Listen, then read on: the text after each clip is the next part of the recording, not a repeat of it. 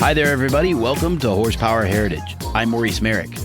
And greetings to all of you listening from places like Allentown, Pennsylvania, Marietta, Georgia, Phoenix, Arizona, Sherman Oaks, California, Montreal, Quebec, Canada, Dorset, England, and County Kildare, Ireland. Great to be with you again. Please smash that follow button if you enjoy the show. And as always, click that 5-star rating. Lots of good feedback from listeners lately, and I really appreciate that. And please share the podcast with a friend or two. You know, one of the things about podcasting that you might not know is that it can't really go viral, right? There's no social media algorithm behind it. So ratings and reviews do help to a certain extent, but I really depend on you guys to help me get the word out. So pick an episode you like and send it to someone who will enjoy it. And if everyone did that, the impact on the show would be enormous. So I thank you in advance for that. All right, well, who's still got that Ferrari F40 poster in their garage? Or maybe in your bedroom? Yeah, I figured. Well, today we're going to look at the origin story of the F40, a car that symbolized the entire legacy of the company. It was the last car to have Enzo Ferrari's personal involvement. And it was sort of 3 cars in one, as you'll see. That's coming up right after this. This episode of Horsepower Heritage is brought to you by Model Citizen Diecast. They sell collector-grade scale model cars, and when you shop online, just use the code HERITAGE at checkout, and you'll get 10% off your order. Limitations apply. Choose from a great selection in 1/43rd scale, 1/18th scale, and even the ginormous 1/8 scale masterpieces from the Amalgam Collection. Just go to ModelCitizenDiecast.com, everything from race cars to street cars, muscle cars, exotics, and more. Model Citizen Diecast, because your inner child still wants to play with cars. When the Ferrari F40 was revealed to the world at the company's headquarters in Maranello, Italy on July 21, 1987, it was like the rebirth of the company. The car was named to mark the 40th anniversary of Ferrari, but it was also the car Enzo Ferrari meant as a triumphant farewell. And that's because the grand old man, who was nearly 90 years old and in failing health, had seen his company slowly slipping away from its roots. Enzo Ferrari had worked for Alfa Romeo during their glory years in the 20s and 30s, and he'd raced Alfas under his own team banner, Scuderia Ferrari, or Ferrari Stable. He later left Alfa to make his own racing cars, and the first car to carry his name was built in 1947. The 125S had thin aluminum bodywork over a tube-frame chassis with a small but high-revving 1.5-liter V12 engine, designed by a former Alfa Romeo engineer, Gioacchino Colombo. The road-going Ferraris that came a few years later were basically thinly disguised competition cars. They'd become a necessity under homologation rules, and they financed Enzo's racing efforts. He really built road cars to keep racing. A larger 3.3-liter V12 was developed in 1950, eventually growing to 5 liters over the years. Ferrari found immediate road racing success in the Mille Miglia and the Targa Florio, and by the mid-1950s, the brand had secured 2 Grand Prix World Championships, and its cars became a favorite of blue bloods, jet setters, and wealthy sportsmen all over the world. But in the late 1960s, Enzo was facing tough times, and the future of the company was uncertain. You probably have seen Ford versus Ferrari, so you know the story about how Enzo was going to sell to Ford Motor Company, but when he found out they weren't going to give him full control over the racing program, he pulled out of the deal. Anyway, he did make a deal with Gianni Agnelli, the president of Fiat, in 1969. Fiat would take 40% of the company, and they would control the design of production cars, while Enzo would remain in charge of Ferrari's racing program. And upon his death, Enzo's remaining holdings would transfer to Fiat. It's likely that deep down, Enzo Ferrari detested this arrangement, but what he hated more was the possibility that his company would wither and die like so many other sports car makers he'd seen come and go. Ferrari had to survive. But changes to the character of the product were inevitable. Ferrari was still building V12 engines, but there was also a new family of V8s. And in the 1970s, Fiat's influence resulted in a series of fairly uninspiring 2+2 GT cars. Their racing efforts became focused exclusively on F1, and the separation between the road cars and the race cars grew wider. The styling of some models was much more Fiat than Ferrari, and performance was lacking, though to be fair, all performance cars suffered in those years of fuel crises and crude emission control systems. Then one evening in 1983, Signor Ferrari quietly took one of his trusted engineers into his office. The man's name was Nicola Materazzi, the chief engineer of the racing department. Materazzi had come to Ferrari several years earlier on the strength of his prior work at Lancia, especially in turbocharging, which had become the favored way of developing more power from small displacement engines, particularly in rally competition. Ferrari wanted to know more about what was in the engine development pipeline over in the road car department. He knew they were working on a 3-liter turbocharged engine. And although Enzo had no control over road car development, he wanted Materazzi's assessment of the new 3-liter turbo. The discussion went into power expectations of the engine, which had been making about 240 horsepower, and the engineers planned to increase that to 330. Materazzi remarked that with turbocharging, they should be aiming for 400 horsepower. That must have been just what Enzo wanted to hear, because he immediately said, "Va bene, fadate," which means, "Fine, do it yourself." Materazzi said he was too busy with other projects, but the old man insisted, so he went ahead with independent design work on the V8 Quattro Valvole, the 4-valve per cylinder engine. So he added a different set of twin turbochargers, a big fat pair of intercoolers, and at some point he shortened the piston stroke by 1 millimeter. More about that later. Now, unlike other Ferraris at that time, which had a transverse-mounted engine and a transaxle, Materazzi used a longitudinal arrangement with a rear-mounted gearbox, and this preserved the mid-engine weight distribution, but it also allowed for a 5-speed gearbox and better integration of the intercoolers, as well as equal-length exhaust pipes, which were important for balanced operation of the turbochargers. Because remember, each turbo would be responsible for its own bank of 4 cylinders. When all these improvements were drawn up, Materazzi handed his work off to the production engineers. As far as the body, Pininfarina's Leonardo Fioravanti was the man who gave the new car its shape, which is very similar to the previous model, the 308. But he made this new car wider, with a shorter overall length, a longer wheelbase, and he reworked the body panels all the way around. And the result was a machine that Ferrari would call simply the GTO. So if you can't picture this car in your mind, if you haven't seen it before, just imagine the shape of the 308, which everyone knows from the TV series Magnum P.I., except that the GTO looked like a 308 that had been hitting the gym. By the way, it's commonly called the 288 GTO by the press and Ferrari fans to distinguish it from the 250 GTO of the 1960s. The 288 is meant to indicate 2.8 liters and 8 cylinders, but the official name is simply GTO. It was after nearly all this work was done that there was any talk of racing the car. The history here is a little murky, and the company quietly submitted the design for homologation, meaning approval for racing based on producing a certain number of road cars.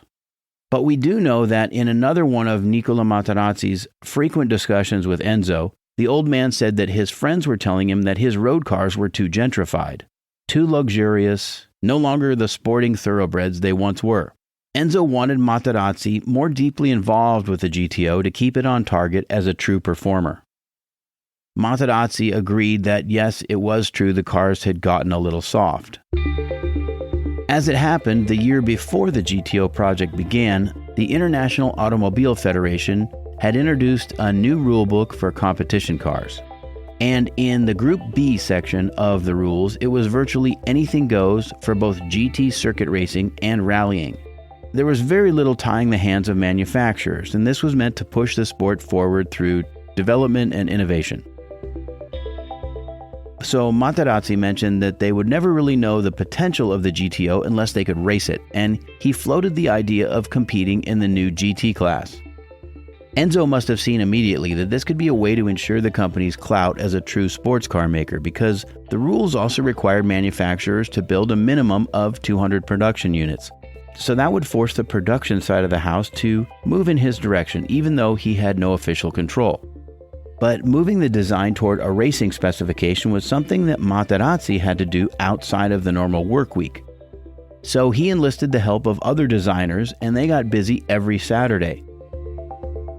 And that resulted in yet another branch on this family tree, which I'll explain. But first, remember how I told you how he shortened the piston stroke? Well, that was to decrease the displacement of the engine, because the way the Group B rules worked was that it was all about engine displacement. And that dictates further design parameters like tire width and the weight of the car. We're going to geek out here for a minute, and there's some math involved, but stay with me. For turbocharged engines, the Group B rules required a multiplication factor of 1.4. So just to simplify this, if you had a 1000cc engine and you added a turbocharger, you would multiply that by 1.4, and that would be the equivalent of 1400cc. So there's the basic calculation. It was a way to figure turbocharging into the equation and give it a normally aspirated equivalency based on displacement. Now, Ferrari needed to stay under 4 liters, so Materazzi shortened the piston stroke by 1 millimeter, resulting in a final true displacement of 2,855 cc's. And with the turbocharger factor of 1.4, that was the equivalent of just under 4 liters, or 3,997 cc's to be exact. The GTO's final numbers went like this. A 440 horsepower twin-turbo V8, just a hair over 2,800 cc, with 365 pound-feet of torque. And the car weighed about 2,550 pounds dry.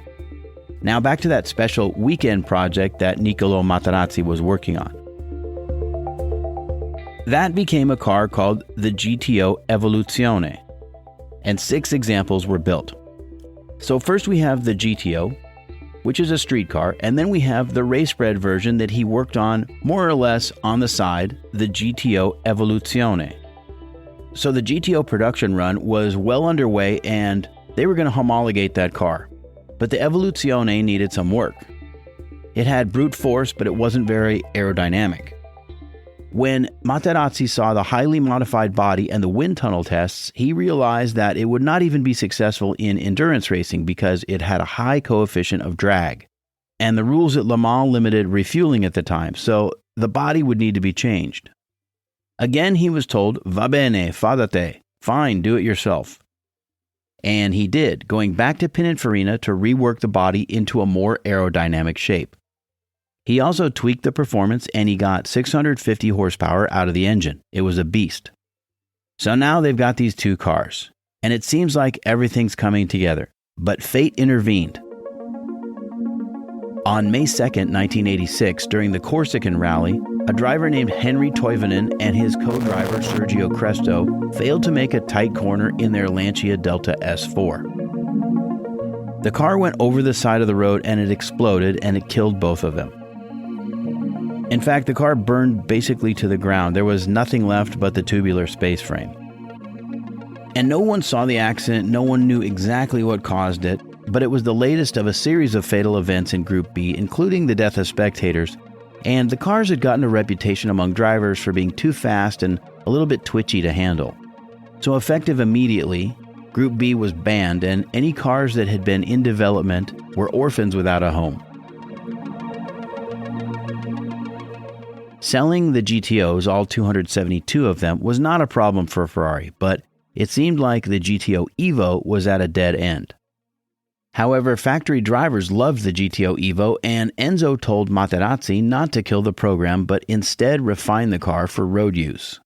So he was given full control, and Enzo even wrote a memo that specifically said, Materazzi, no ball busting. Give the man what he wants, then leave him alone and let him do his work. From May 1986 to July 1987, his team worked in secrecy to get the car ready. And on July 21st, the Ferrari F40 was unveiled to the public. Enzo said, "Little more than a year ago, I expressed my wish to the engineers. Build a car to be the best in the world. And now the car is here." It had a 471 horsepower twin-turbo V8, longitudinally mounted, lots of magnesium parts, a 5-speed gearbox, and the drivetrain was cocooned in a tube frame chassis clad in Kevlar, carbon fiber, and aluminum. With All the lightweight components and an aerodynamic body and refined air ducting to the engine and the brakes and an enormous rear wing and bare-bones interior, the F40 was a brutal, uncompromising weapon. It was like a road-going jet fighter unlike anything produced anywhere else. The Pirelli company even developed the P0 tire specifically for this car and its 200-mile-per-hour top speed. Officially, the F40 was only available in Rosso Corsa, or Racing Red, but some were painted other colors like yellow and black.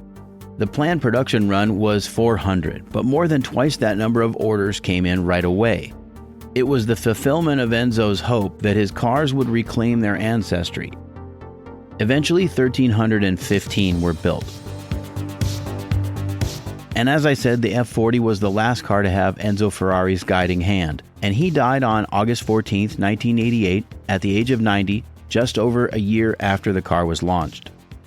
It's one of the few supercar missiles that defined the return of high performance at the end of the 1980s. And it had none of the high-tech features of the Porsche 959, which was really its only rival. After delivering such a phenomenon, it looked as though Nicola Materazzi would lead Ferrari's road car department.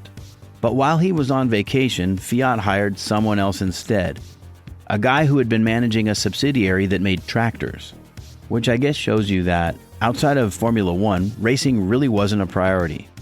Nicola Materazzi left Ferrari and he went on to do heavy revision work on the 1991 Bugatti EB110, another project that was having enormous difficulties, and he essentially saved that car.